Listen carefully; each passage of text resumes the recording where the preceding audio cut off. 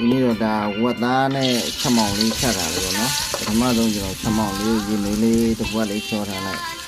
ပြီးရင်ကြက်သွန်ကျူနဲ့ရုပ်ပြီးနဲ့ကြက်သွန်ကျူနဲ့ထောင်းပြလေးကိုစီတက်လိုက်တယ်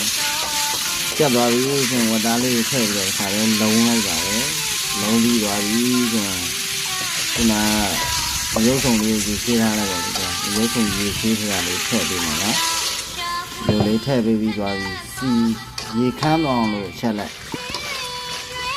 စီလေးပြန်အောင်ချက်လိုက်စီလေးပြန်အောင်ချက်ပြီးဆိုရင်နောက်ဆုံးစီပြန်သွားပြီဆိုရင်ဒီမှာချက်မောင်ရွက်လေးကိုထည့်လိုက်ပါမောင်ရွက်လေးထည့်ပြီးသွားရင်တော့ဒါ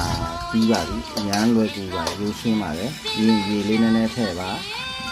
ဒီစားဟင်းချုံမုံရတာမုံလိုရတဲ့အမုံလေးတွေထည့်ပါတော့ကျွန်တော်တို့စားရဟင်းချုံမုံဟင်းခတ်မုံလေးနည်းနည်းထည့်ပါလေ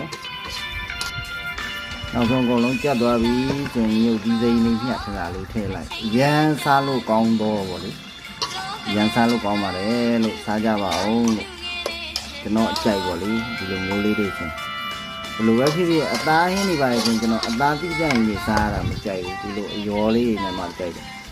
ဒီရန်ဒီတို့ချမောင်ရွက်တို့အဲ့လိုအသီးလေးတွေရွက်လေးနဲ့ရောချက်ထားအောင်အရန်ကြိုက်တယ်အသားတိကျရင်စားရတာမကောင်းစားကြပါဦးလို့ဒါဝတ်သားနဲ့